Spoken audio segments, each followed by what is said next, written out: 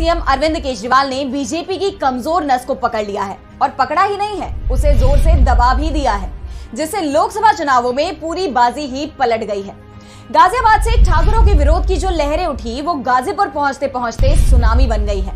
अरविंद केजरीवाल लगातार दावा कर रहे हैं कि अगर मोदी सरकार फिर से केंद्र में बनती है तो 2 महीने बाद योगी सीएम नहीं रहेंगे, और अगर मेरी बात गलत है तो बीजेपी का कोई भी नेता खुले मन से बयान देकर मेरे बयान को गलत बता दे। वो लोग ये बात नहीं कर रहे हैं, कहेंगे भी नहीं, क्योंकि जो बात मैंने कही है वो सच है। बीजेपी का हर नेता जानता है मोदी जीते तो योगी हार जाएंगे, उन्हें सीएम पद से हटा दिया जाएगा। इसलिए बीजेपी का कोई भी नेता योगी को लेकर कुछ भी नहीं बोल रहा है। केजरीवाल का ये दावा असर करता दिखाई दे रहा है और ये असर जमीन पर दिखाई दे रहा है। इसलिए पूर्वांचल में बीजेपी जहां पहले मजबूत दिखाई दे रही थी, वहां अब मुश्किल में फंसती दिखाई दे रही है। ठाकुर मतदाताओं के मन में अरविंद केजरीवाल की ये बात ठहर गई है कि मुख्यमंत्री योगी आदित्यनाथ को सितंबर 2024 में हटाया जा सकता है। पूर्वांचल में ठाकुरों के बीच अब इस बात की चर्चा चल रही है कि योगी को अगर बचाना है तो फिर मोदी को हराना पड़ेगा, और ये मुद्दा अब पूरे पूर्वांचल में चुपचाप जगह बनाए हुए है। ठाकुरों की नाराजगी का दबाव बीजेपी हाईकमान पर भी दिखाई दे रहा है, लेकिन मोदी राज में बीजेपी के अंदर एक परंपरा से शुरू हुई। जिस मुद्दे पर विपक्ष बीजेपी को घेरने की कोशिश करता है, पार्टी नेतृत्व उसका जवाब ही नहीं देता है। लेकिन केजरीवाल के सवालों का जवाब नहीं देकर बीजेपी ने क्षत्रियों की नाराजगी बढ़ा दी है, और इसका असर साफ साफ दिखाई दे रहा है। इसका असर क्षत्रिय नेताओं पर भी दिखाई दे रहा है। बीजेपी ने बेंती के रघुराज प्रताप सिंह राजा भैया को मनाने की कोशिश की, लेकिन हवा का रुख देखते हुए राजा भैया ने बीजेपी से दूरी बना ली। दावा तो यहां तक किया जा रहा है कि लखनऊ से मिले इशारे के बाद राजा भैया अब सपा का समर्थन करने को तैयार दिख रहे हैं, जिसके बाद कौशाम्बी, प्रतापगढ़, इलाहाबाद, फूलपुर सीट पर बीजेपी का गणित पूरी तरह से डगमगा गया है। ठाकुर नाराज हैं, जिस कारण से बाजी बीजेपी के हाथ से निकलती दिख रही है। इलाहाबाद सीट फंस गई है तो चंदौली में अब इंडिया गठबंधन मजबूत दिखाई दे रहा है।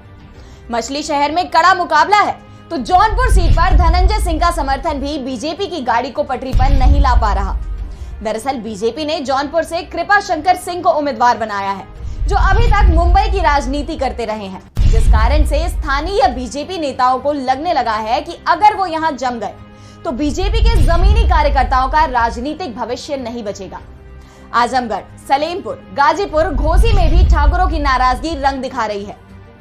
यहाँ पहले कांटे का मुकाबला माना जा रहा था, लेकिन पिछले 3-4 दिन में ही हवा इंडिया गठबंधन के पक्ष में दिखने लगी है। ऐसा भी नहीं है कि बीजेपी को इस बात का एहसास नहीं है।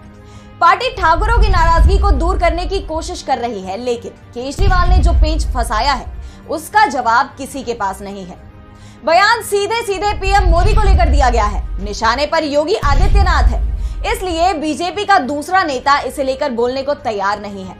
योगी आदित्यनाथ अगर बयान देते हैं तो साफ है हाईकमान के निशाने पर आ जाएंगे, और बीजेपी हाईकमान ने अभी तक केजरीवाल के बयान का खंडन नहीं किया है। सिर्फ पीएम मोदी को लेकर दिए गए उस बयान पर कि मोदी 1 साल बाद 75 साल के हो जाएंगे तो वो अपनी जगह अमित शाह को पीएम बनाएंगे, उसे लेकर शाह का जवाब आया है कि मोदी ही पूरे 5 साल पीएम रहेंगे। लेकिन योगी के मामले को लेकर शाह भी कुछ भी कहने से बचते दिखाई दे रहे हैं, और बीजेपी हाईकमान की ये चुप्पी साफ संकेत दे रही है कि केजरीवाल ने जो कहा है वो बीजेपी हाईकमान की रणनीति है, जिसे केजरीवाल ने पहचान लिया है, और चुनावों के बीच में इस मुद्दे को उठाकर उन्होंने बीजेपी को बुरी तरह से फंसा दिया है। वैसे भी पहले 4 फेज के मतदान में बीजेपी को बड़े नुकसान के संकेत मिल रहे हैं, और बचे हुए फेज में तो ये नुकसान कम होने की जगह और भी ज्यादा बढ़ता हुआ दिखाई दे रहा है, और इसकी चिंता अब बीजेपी नेताओं के चेहरे पर भी दिखाई दे रही है। धन्यवाद। आप देख रहे हैं सक्षम समाचार, सच का दर्पण, समाज को अर्पण। देश और प्रदेश की खबरें जानने के लिए हमारे चैनल को सब्सक्राइब करें।